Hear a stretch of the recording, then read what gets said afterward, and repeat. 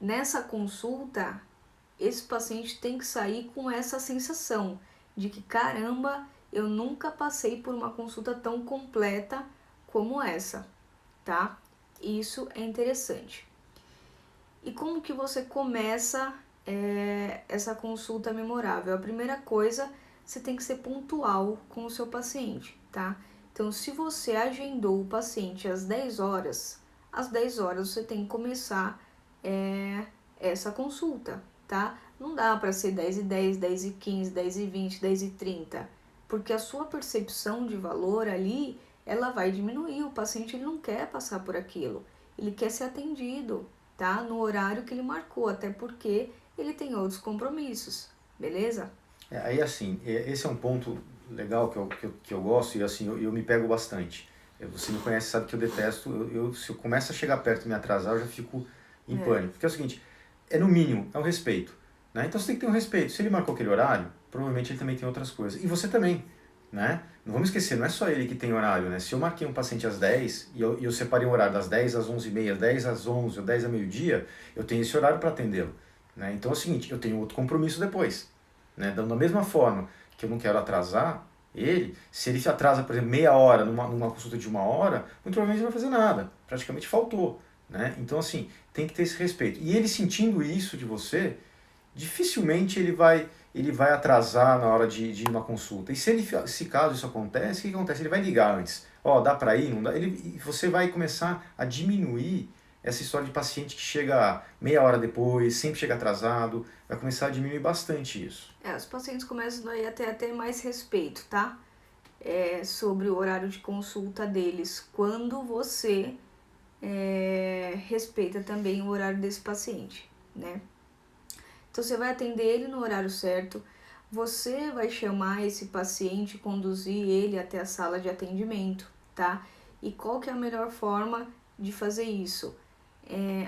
O paciente ele tem que se conectar com você como pessoa, ele tem que saber o que está por trás da Gabriela, cirurgiã dentista, por exemplo, tá? Então não dá para eu ir de touca, de luva, com óculos, tá? Hoje, lógico, a gente tem que usar a máscara e tudo mais, mas o paciente tem que saber, por exemplo, a cor do cabelo, se tem o cabelo curto, se tem o cabelo longo, porque isso conecta os pacientes com você, tá?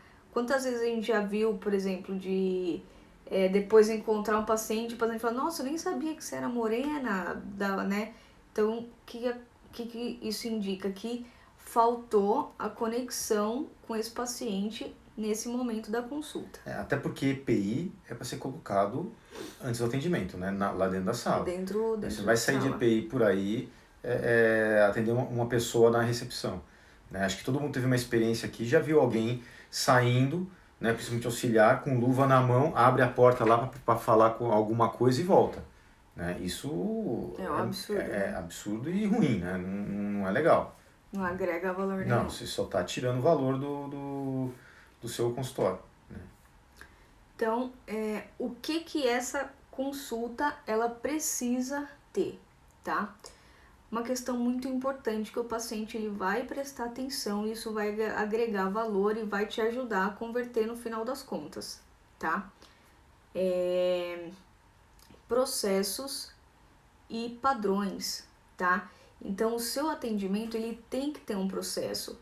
Então, o paciente entrou na sua sala, é feito isso, tal exame, tira foto, faz isso, faz aquilo, nanana. Tem que ter um processo e tem que ter um padrão. Todos os cirurgiões dentistas, por exemplo, que trabalham na sua equipe, eles têm que fazer essa consulta da mesma forma, na mesma sequência, tá? Porque isso mostra para o paciente a organização que o seu consultório tem, tá? Por ele ser padronizado, isso mostra responsabilidade, respeito. E qualidade, né? Qualidade. E o paciente começa a entender o porquê de muita coisa, tá? Se uma consulta você tira foto, na outra você não tira foto. E aí o paciente fala, por que da minha esposa tirou foto e de mim não tirou foto? Ele não entende o porquê, né? e aí parece que em alguns momentos você está querendo ali fazer coisas desnecessárias, tá? Então tem que ter o padrão e tem que ter o processo certinho para fazer aquele atendimento, beleza? O que mais que essa consulta de diagnóstico, né, que é a primeira consulta do paciente, vai ter? Conexão. Essa primeira consulta é a hora que você vai gerar conexão com esse paciente, tá? Esse paciente, ele precisa sentir atenção e cuidado. Ele precisa perceber que você quer o cuidado dele, tá? Então é o seguinte, é um momento que você tem que ouvir o paciente, tá? Você tem que deixar o paciente falar, não é só você que fala. Você vai falar na segunda parte ali, quando você for apresentar o plano de tratamento. Nessa primeira parte, o paciente que tem que falar, entendeu? Vocês vão conversar, você tem que descobrir do seu paciente quais são as dores do seu paciente, tá? A dor, quando eu falo, não é a dor mesmo, né? Tipo dor de dente, essas coisas. O que aflige aquele paciente, tá? Quais são as frustrações, qual é a motivação daquele paciente, quais são as expectativas do tratamento daquele paciente, tá?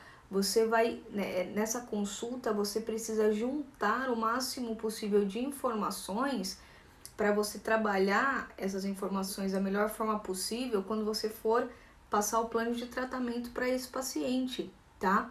Nessa primeira consulta, por exemplo, é onde você acha, é o que a gente chama de cisne negro, tá?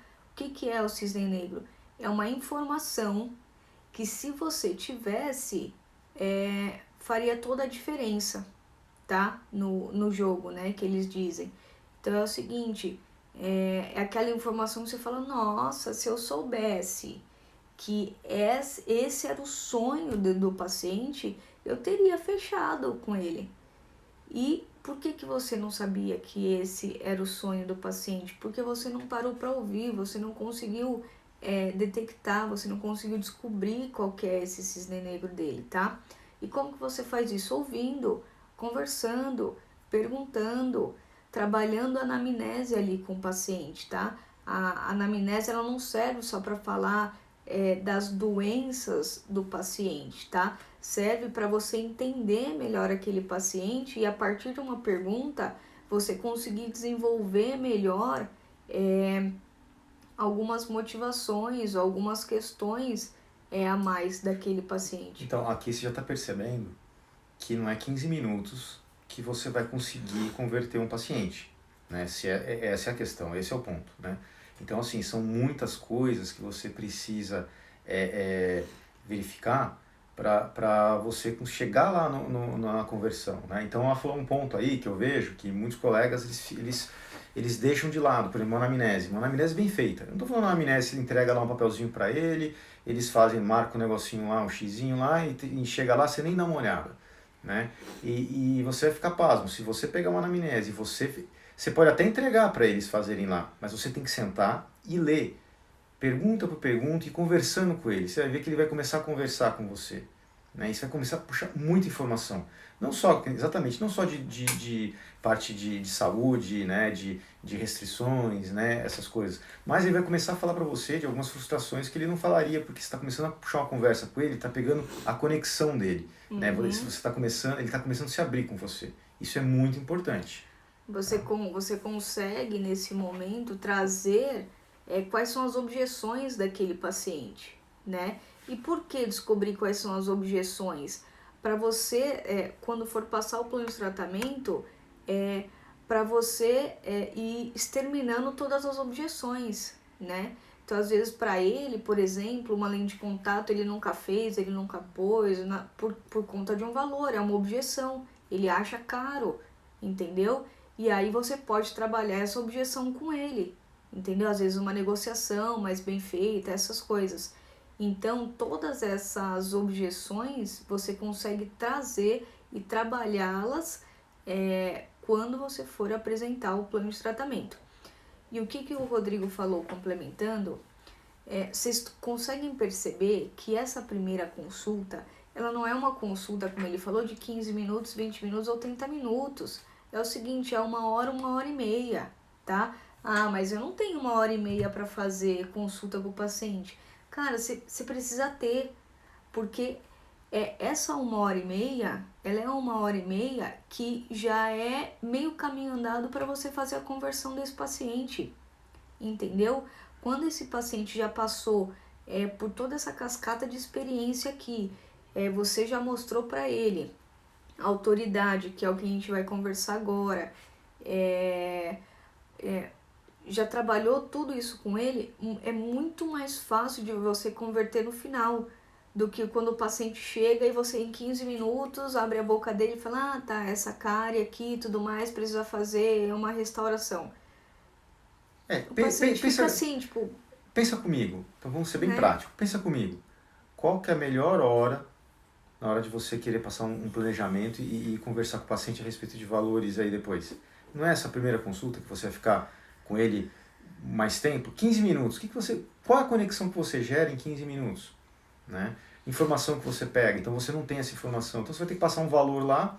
Ele passa, ah tá, levanta e sai, depois eu vou ver. E saiu, não teve tempo de conversar, você não conseguiu pegar nada de informação. Então essa 1 hora, 1 hora e meia, é fundamental para você conseguir mudar a percepção do seu paciente no tipo de tratamento que ele vai receber. Que é um tratamento aí diferenciado. que está a diferença. Né? E aí, nessa consulta, o que mais que essa primeira consulta vai gerar? A autoridade, tá? Da sua parte para o paciente. Só que é o seguinte, como que funciona a autoridade? Não é você falando para o paciente, olha, eu tenho autoridade nesse assunto e blá, blá, blá, blá, blá, blá. Para o paciente é X, entendeu? Como que o paciente entende a autoridade em você?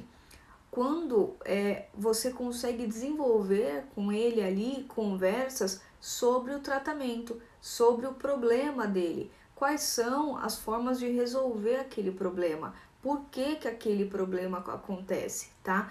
Quando você consegue desenvolver essa conversa com o paciente, mostrando por que ele tem aquele problema, como resolve aquele problema e tudo mais, aí o paciente vai começar a desenvolver um senso de autoridade em relação a você. Ele vai falar, nossa, realmente o que ela fala faz sentido. Nossa, eu tenho bruxismo, então realmente eu sinto mesmo dores no final do dia, ou ao acordar eu tenho dores, né? Então, quando você consegue conversar e trazer para o paciente o porquê, consegue solucionar aí as perguntas desse paciente, você vai gerando autoridade. E essa autoridade lá na frente também vai ser mais um ponto que o paciente, que vai te ajudar a converter esse paciente, tá? Os pacientes, eles querem tratamento com quem tem autoridade, tá? Engana-se quem acha que o paciente só vai pelo preço, tá? Dificilmente as pessoas acham que elas vão converter o paciente dando desconto. Desconto, desconto, desconto, desconto. Não. O paciente, quando ele sabe, que é o que a gente vai falar mais pra frente, mas eu já vou adiantar aqui, quando ele entende a necessidade daquele tratamento, por que tem que ser feito e quais são os benefícios, ele paga pelo aquele tratamento. Tá? E essa autoridade que você vai gerando no decorrer da sua consulta, ele entender que você está entendendo, você sabe do que você está falando, né? Quando você começa a descrever, por exemplo, o que ele está sentindo, como é que é a dor, quando você começa a descrever o sintoma que ele está tendo, ele já entende que você sabe o que está falando. Você traz aquelas emoções nele, então isso gera conexão. E quando ele faz essa conexão, o que acontece? Ele entende que você sabe do que está falando, e aí é o seguinte, ele começa a se sentir seguro. Começa a ter uma sensação de segurança. Puxa, aqui eu estou bem assistido. Não, realmente, olha, tudo que ele falou acontece comigo faz sentido. Então, porque ele também não vai assim... Hoje tem o Google, né? O Dr. Google, né? Qualquer coisa que vá, o paciente já chega lá com 10, 15 tipos de diagnóstico, né?